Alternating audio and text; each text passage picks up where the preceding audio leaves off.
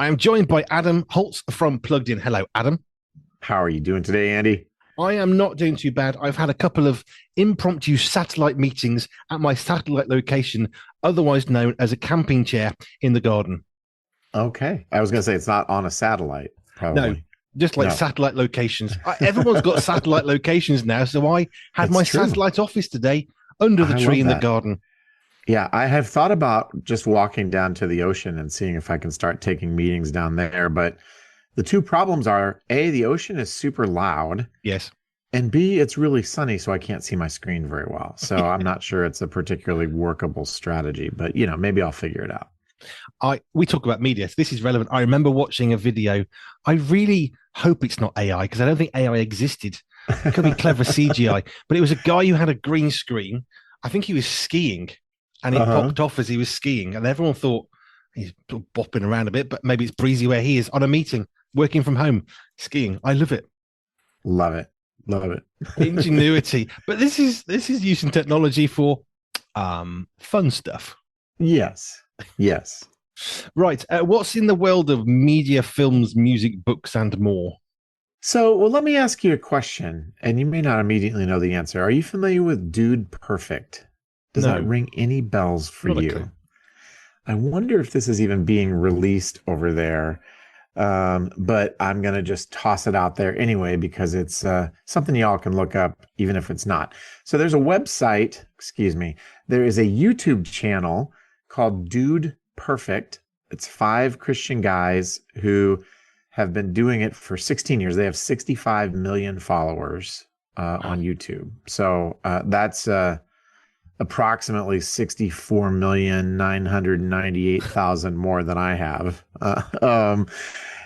And they do what might best be summarized with the word trick shotting. They just do fun, sort of goofy adolescent ish fun little trick things. Like they'll go up on the top of a 10-story building and they will shoot a basketball and try to make the shot from, number of stories up. And they'll do stuff with Nerf guns and darts, and some of it's in slow motion. And they just make these incredible trick shots, and they have these sort of regular competitions. Well, they just fairly recently took it on tour across the United States and they filmed it. So there's now a movie, Dude Perfect, the Hero Tour, giving people a chance to sort of experience some of this, live. But if you couldn't experience it live, you can now watch the movie version.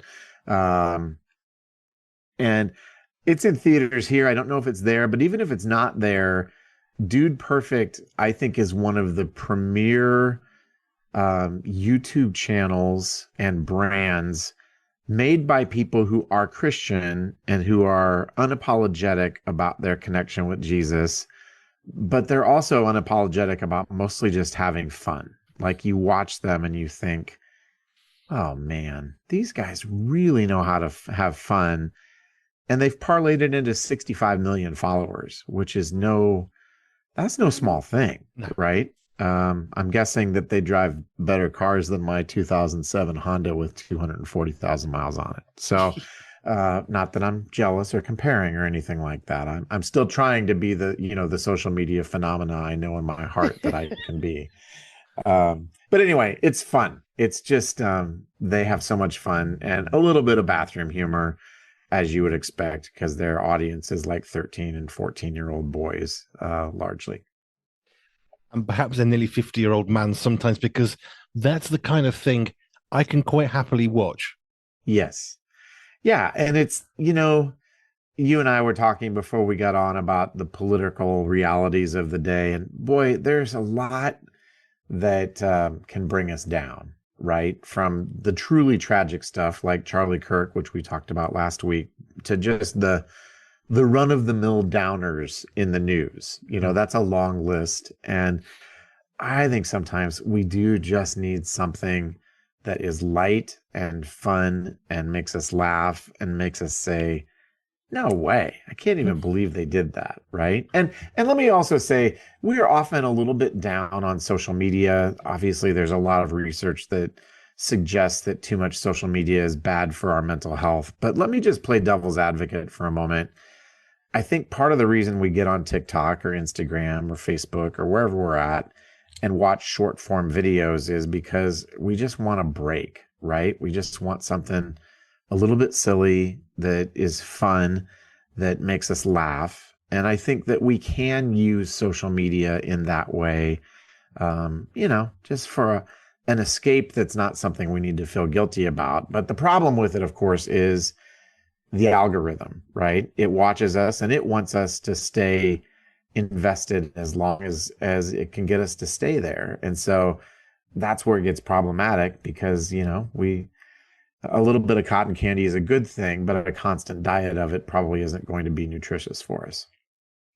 I like the sound of that. I see laughter. Laughter is it's so important. When I went for heart surgery last year, and a friend of mine who's an internationally famous comedian, he's passed away last year.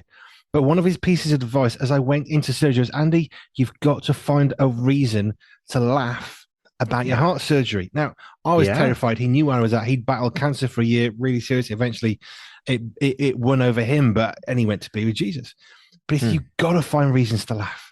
So I went through some music in the build up to the heart surgery on my show, and I ended up with Bon Jovi. And it's You Give Love a Bad Name. But the very first line I play to make myself laugh. Shot to the heart. Why? Well, because I had basically burned heart as surgery. So we can find reasons, but I now hear that song randomly and think, it made me laugh. So I don't know that we've ever talked about this, and this is a completely sideways running off the path through the forest into the trees as far as we can go. I'm a lifetime Bon Jovi fan, and it hasn't gone well for poor John's voice the last few years, but I've seen him, I think, 11 times in the last 30 years. So anyway, Bon Jovi's like my love language, and people look at me like, clearly I need to get therapy or something. But anyway, I have been shot through the heart many times by Bon Jovi. Yep. Oh, perhaps they needed therapy. They're all wrong. You're all wrong, Yep. Right. Where else can we go? Well, let's talk about a fun show called Lego Star Wars Rebuild the Galaxy Pieces of the Past. Nice and short. Yeah, exactly. What a crazy title. This is on Disney Plus, and heaven knows that Star Wars hasn't given us much to cheer about in the live action department, with the possible exception of Andor the last few years. Andor is actually pretty remarkable, but that's another conversation for another time. This is a Lego Star Wars show in which they sort of re-envision the Star Wars universe, and there is a guy who sort of hits the reset button on the entire universe. And so you have a lot of the same characters. You have good versus evil. You've got Darth this and Luke that, but you have a whole bunch of new characters as well, trying to put the pieces back together quite literally. So this is a fun show. It's you can laugh at it. There are so many little sly winks and nods to true Star Wars fans, and it makes me sad and yet at the same time happy that it takes the folks at Lego Star Wars to remind us why we liked this thing in the first place. But it's a super fun Star Wars series on Disney Plus, and again, kind of worth checking out if you need something light and fun. And of course, you got to deal with the Force, and there's some wonky spiritual stuff in Star Wars. I have to give that disclaimer, but I think it's pretty navigable. I am a big fan of Lego movies. So the Lego movie, brilliant. I love the fact that at some point we had Lego Batman. We have Bruce Willis. Darkness. I know. No parents. That's the one. I only work in black or really, really dark grey. And you got Bruce Willis with a cigarette lighter in an air duct. And it was the cameos were, and it was just legendary. And then we started watching Lego Star Wars, which of course little short things. Yeah, absolutely fell in love with them. I so loved funny how they brought humanity and compassion to Star Wars creatures, because it's silly and it's Lego, but they just brought some of the stuff alive. Yeah, and it's, as much as we lament what feels like the death of creativity in Hollywood because we get these mindless sequels and we get stuff that was clearly made by some sort of a committee that couldn't decide which direction they wanted to go. There are things like this that are just diamonds that are not necessarily on the surface, right? And they're so enjoyable. I love the scene in it. I don't even remember which Lego Star Wars show it was in with Darth Maul. And Darth Maul comes in with, like a 14 blade lightsaber and he spins it and the music is playing and he's like, awesome, Yeah. awesome. And it's funny because they're taking something. It's great satire, right? Good satire takes an element from the thing it's sort of mocking and it amplifies it and it makes it funny, but it also respects the original source material. And I think the Lego Star Wars stuff, both the shows and the video games, do that really well. I like the fact that on the Death Star, they're building another Death Star with Lego with packets. They have to rip open the packets. And there's the two Darth people there are creating it with the Force. And I just, that blending of building the Lego box that arrives and they open the packets and there's all the pieces and they're all it's an absolute perfect blending of comedy, honoring the very initial thing of what happened with Star Wars plus the Lego. And I don't know, there's something about Lego. They just brought stuff alive again. It's brilliant. Absolutely. Big fan. Right. Let's go to one more. What else can we look at?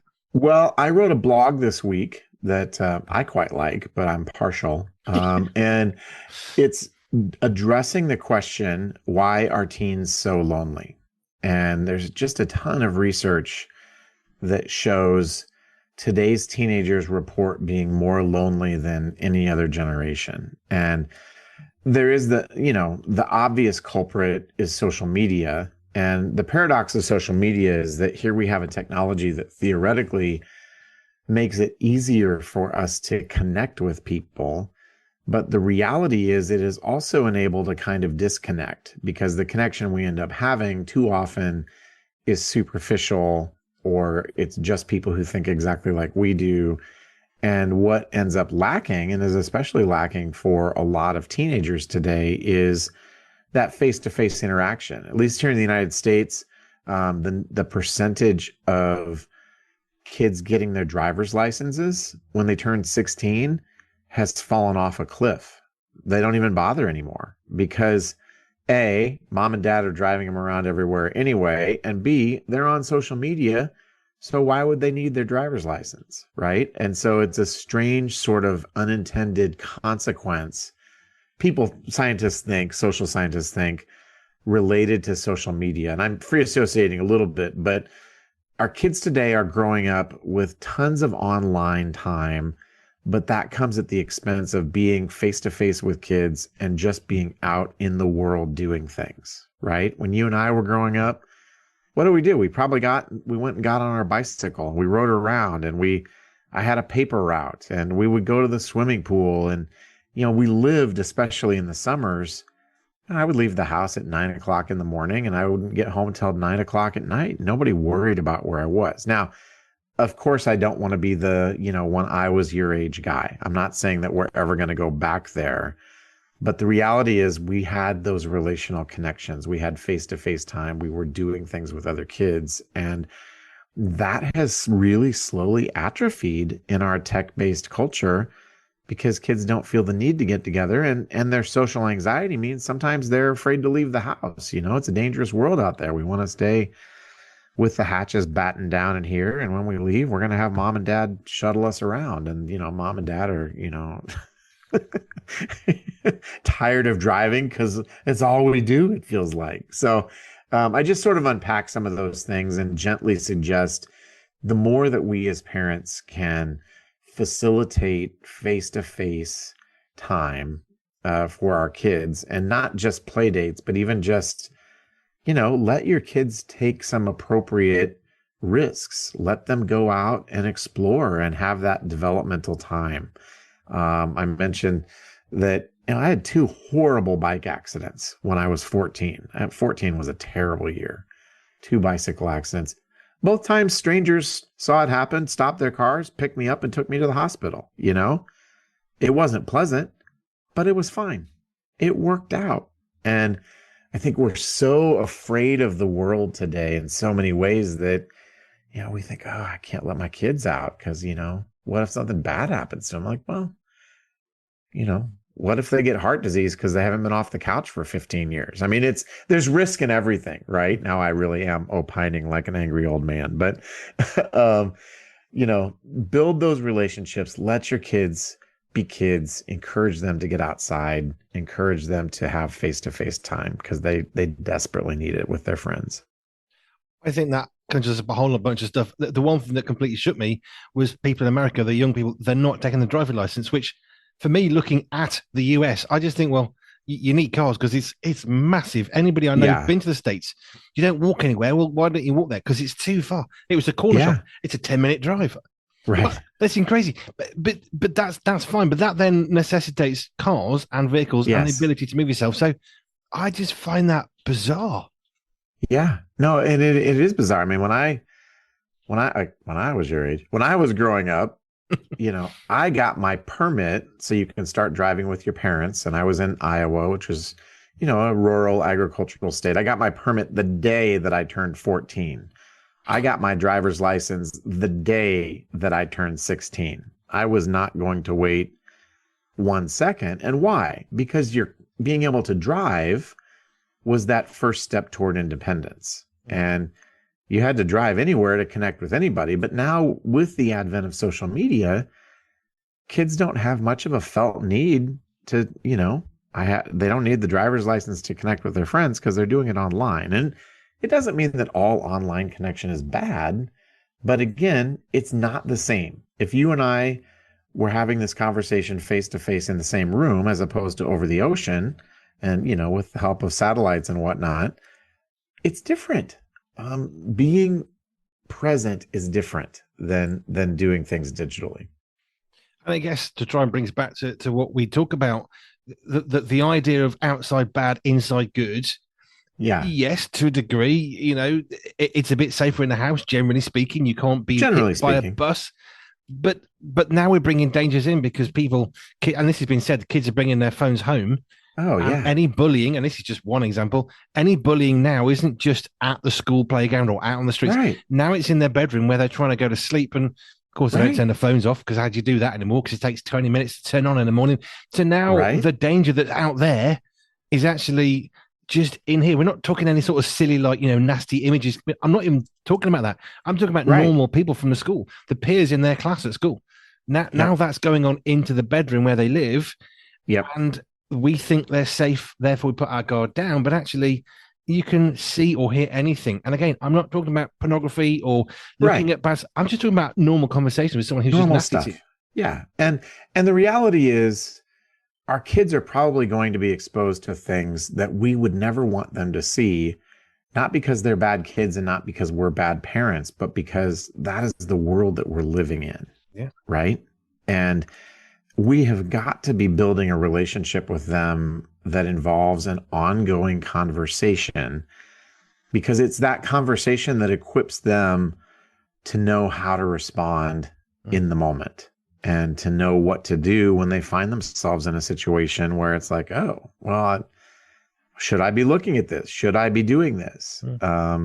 We live in a relatively affluent part of California, and kids have access to a lot of stuff and some of it's not good. And so, I had a conversation with my daughters the other day. I'm like, if you ever find yourself somewhere and you think this is not good, I should not be here, you call me and I will come get you. No questions asked. Right. But the world today that our kids are growing up in is a different one than the one we grew up in, unfortunately. I feel like we grew up at the last good time, God bless Ronald Reagan and Margaret Thatcher, right? It's all been downhill since then. But anyway, I digress, and I will try not to sound like a cranky old man anymore. But you can check out my article about why kids are lonely and how can we respond at pluggedin.com on our blog. Adam, as ever, it's a pleasure. I think we could talk for a very, very long time of two I angry think old so, men too. podcast. Let's not do that. Let's stick to this. Too. Have a great rest of your day. Take care. Thanks, Andy.